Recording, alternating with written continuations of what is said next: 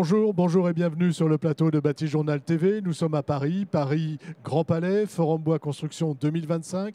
Et avec mes deux invités, nous allons parler façade, nous allons parler série, sérielle. Enfin, on a un beau débat en perspective. Avec moi pour en parler, Karine Bouillet. Karine, bonjour. Bonjour. Vous êtes la co-dirigeante de LCA. LCA, entreprise de construction bois, qu'est-ce que c'est? Donc c'est une entreprise qui est basée en Vendée, donc qui existe depuis 50 ans. Et donc on a une unité de production aujourd'hui, ossature, charpente, des équipes de pose, et on travaille sur tout le Grand Ouest, de la région parisienne jusqu'en bas. Là, voilà. Oui, parce que là, on va parler de projets région parisienne aussi. Oui, tout à fait. À côté de vous, Anne Carcelen. Anne Carcelen, bonjour. Bonjour. Vous êtes architecte. Oui, tout à fait. Votre agence, c'est Anne Carcelen, c'est ça? Oui, tout à fait. On est basé à Paris. Voilà, présentez-moi un petit peu présentez-nous votre agence. Alors, on existe depuis presque 10 ans. On travaille sur l'architecture en bois et biosourcé. Et je me suis attelée depuis 8-9 ans, spécialisée un petit peu sur la restructuration des bâtiments scolaires, collège, lycée. Voilà. Voilà. Donc avec vous, vous allez participer toutes les deux tout à l'heure à un atelier qui s'appelle Façade sérielle, c'est ça? Oui, c'est ça. Excusez-moi. Rénovation scolaire, sérielle, hors site. Rénovation scolaire, sérielle, hors site. Tout un programme. Voilà, tout un programme. Alors justement, qu'est-ce que ça vous évoque, ce programme? Alors, quand on parle de série, en fait. Parce oui. que c'est ça le mot qui est important. Oui, alors il y a une tentative, une tentation de la série hors site. C'est de se dire, on a un outil industriel avec des gens du bois qui grandit fort et qui devient très présent et qu'on accompagne. Et il y a cette un petit peu tentation de se dire, profitons du hors-site, de la préfabrication, pour massifier, j'entends ce mot, et standardiser. Donc il y a une tentation de massifier, c'est ça? De standardiser. Et donc de standardiser. Voilà. Et massifier, oui, c'est intéressant parce qu'on a une rénovation énergétique absolument essentielle à développer. Il faut convaincre les gens qu'il faut aller là-bas. C'est long, il faut le planifier.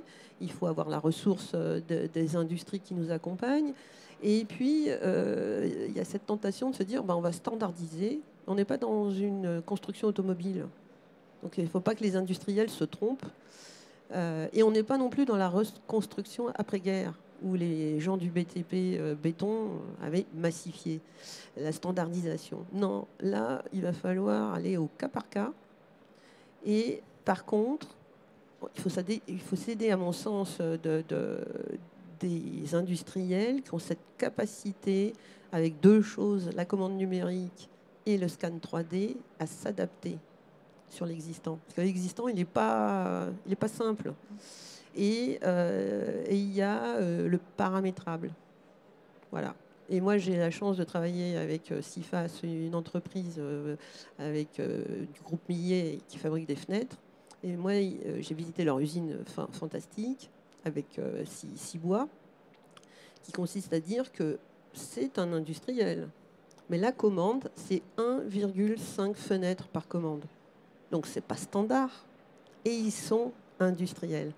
Le jour où on arrivera à faire du sériel non standardisé, paramétrable, parce qu'on a des commandes numériques qui peuvent découper le bois, mettre des codes barres sur les morceaux, eh bien, vous allez aller très très loin. Pardon, excusez-moi, je suis Non, mais c'est bien. Qu'est-ce que ça vous évoque à vous, justement, quand on parle de série? Vous êtes une industrielle. Il y a un moment donné, c'est vrai que c'est peut-être plus simple de travailler en série, de travailler sur de la standardisation.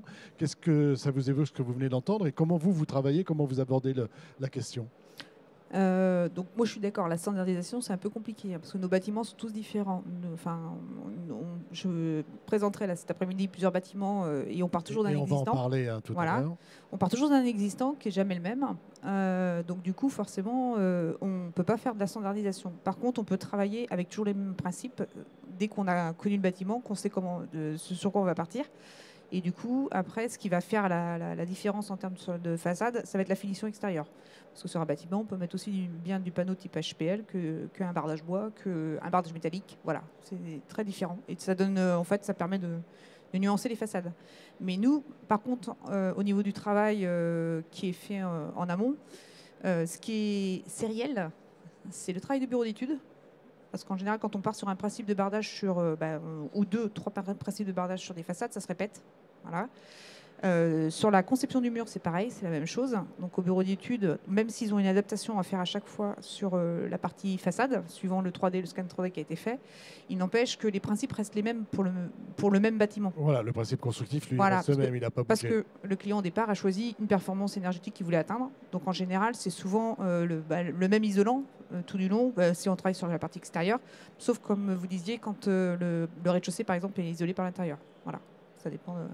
Voilà. Donc en fait, ce qui est en série, enfin ce qui peut faire, la série, elle est dans l'objet, elle n'est pas dans l'architecture.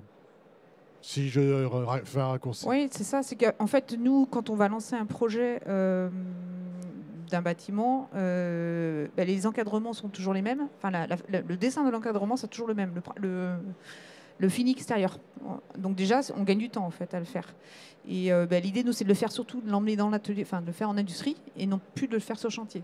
Ça aussi, c'est sérieux parce que ça change tout. Oui, ça change tout. Ça change quoi d'ailleurs? La qualité, la rapidité, l'exécution, la manière de travailler? Ça change la qualité de finition, c'est clair et net. Quand des équipes sont en train de travailler en atelier, même s'il pleut dehors, ils sont à l'abri. Quand ils travaillent sur chantier, c'est pas du tout pareil. Ils sont toujours obligés de faire avec la météo. Depuis un an, il fait que pleuvoir, donc c'est compliqué pour les équipes et pour avoir une qualité qui soit la même partout. Donc ça, c'est le premier point. Sur les gains, on fait quand même un gain très important sur la pose, enfin l'intervention en pose sur le site. Après, ce gain-là, il ne faut pas oublier que derrière, il y a la matière grise, il y a du temps, et aussi il y a du temps de commande des matériaux. Ça commande des menuiseries, commande du temps de bardage. Et ça, en fait, en gros, le temps du chantier est quasiment le même, mais il ne se passe pas au même endroit. Voilà, le temps du chantier se passe chez vous, et ensuite, voilà, c'est ça. On amène les éléments qui sont finis, qui sont... et qu'on a juste à assembler pour faire court. Ça. Hein, donc pour un gain, c'est pas si simple. L'intérêt, c'est le gain de temps, et surtout quand on travaille en site occupé. Parce qu'on dérange un peu moins longtemps, un peu moins souvent. Donc, il y a une possibilité de faire une rotation suivant la place qu'on a sur le chantier aussi. Donc, avancer façade par façade. On vient de planter le décor. Vous voulez ajouter quelque chose? Je suis parfaitement en phase. En rénovation scolaire, notamment. Nous, ils peuvent intervenir au moment où les gens ne sont pas là, parce qu'en général, ils viennent par les façades et on ne peut pas immobiliser. C'est des façades de cours, de choses comme ça. Donc, ce qui est exceptionnel, c'est qu'ils arrivent en Noël, donc 2 fois une semaine, même avec les jours fériés, à faire le clos couvert. Et c'est là où c'est le problème. C'est que les autres corps d'État à l'intérieur ne sont pas préparés.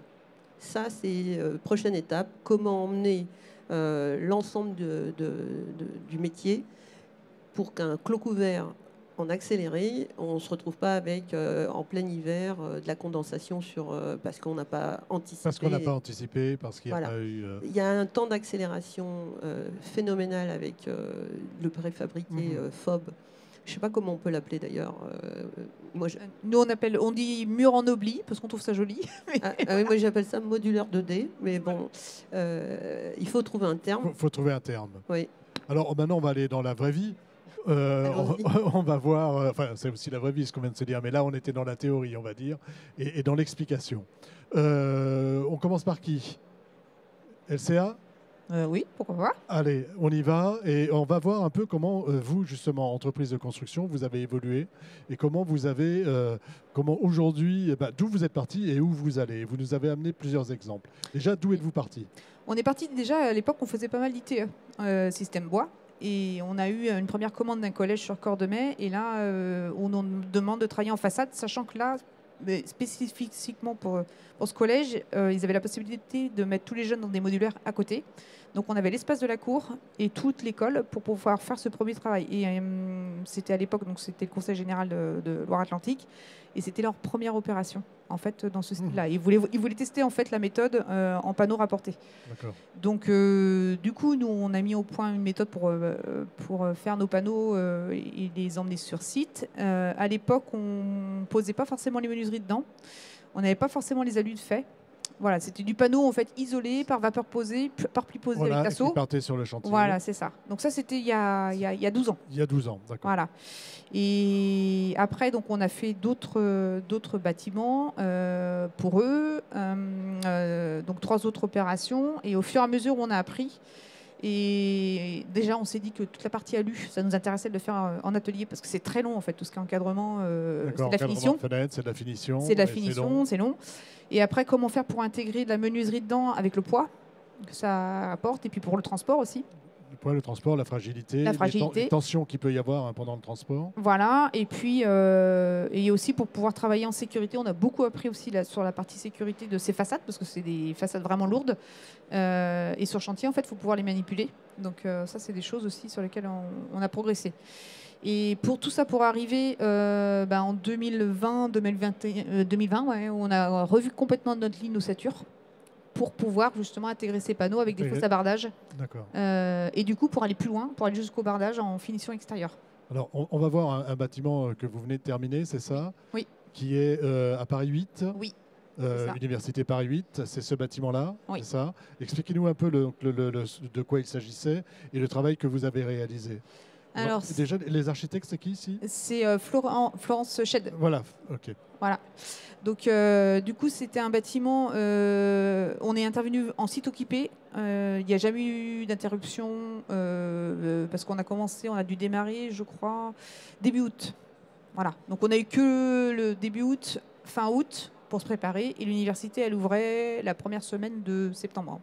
Donc, voilà. Donc les bâtiments, il y avait des cours pendant nos interventions, donc ils avaient fait toutes les préparations.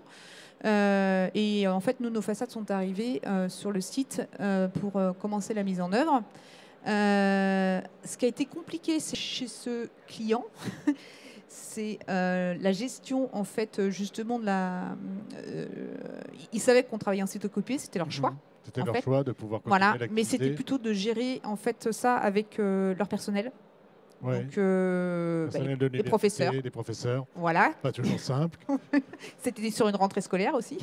Voilà, donc ça les dérangeait en fait. Finalement, il y avait une activité qui pouvait les déranger.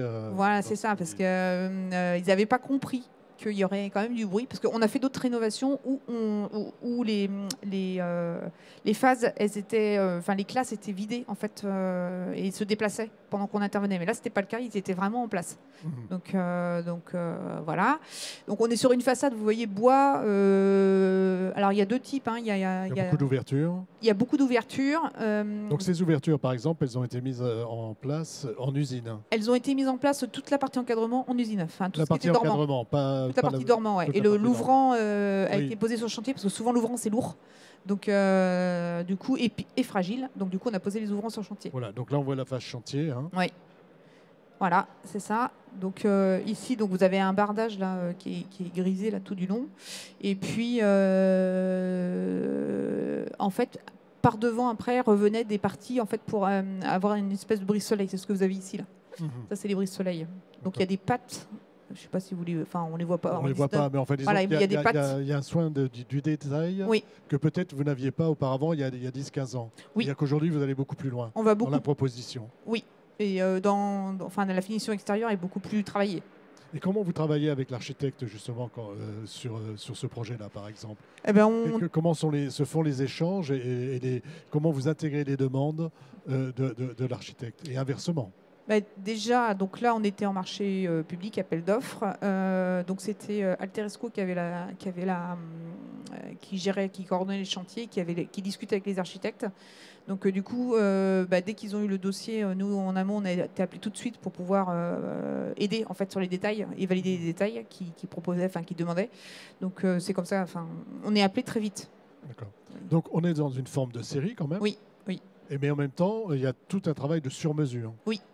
Oui, parce qu'il y a des parties, quand vous arrivez sur des entrées, les entrées en général, c'est jamais la même chose que les façades. Enfin, voilà, il y a souvent des portes plus grandes, ou il y a aussi des portes de sortie sur les côtés, c'est pareil, c'est la même chose. Et puis, il peut y avoir par exemple des coins type sanitaire, pareil, où c'est plutôt des fenêtres en hauteur, donc c'est pas la même chose. Donc voilà, donc on adapte nous après le panneau en fait à la demande. À la demande. Voilà, et en fait, nous, ce qu'on a fait par contre, c'est qu'on a investi sur un système industriel où on peut s'adapter.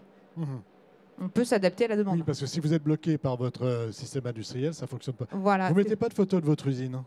Non, on n'a pas pensé à en mettre. Je sais, j'avoue. On n'a pas pensé. Avec le micro. Et pourtant, c'est hyper important pour les architectes. Oui.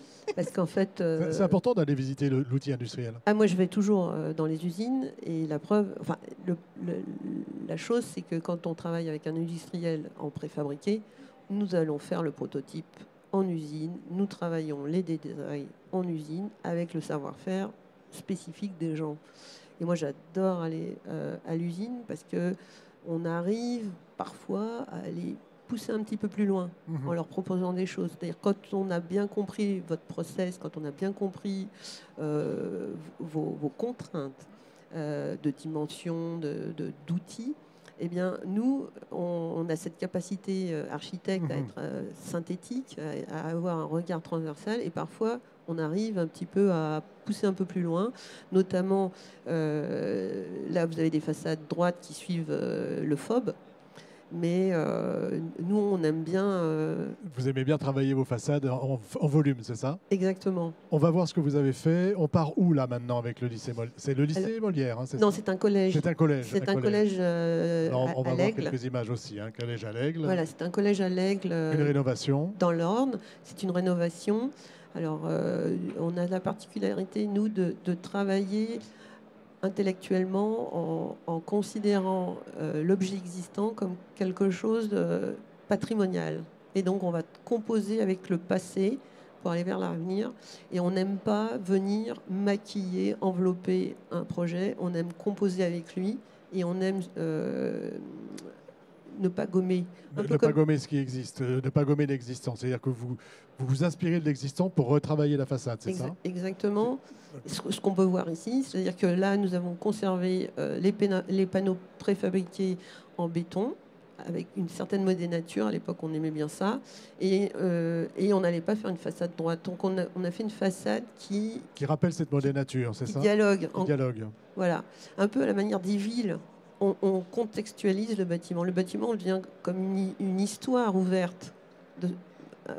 Il retrace le passé.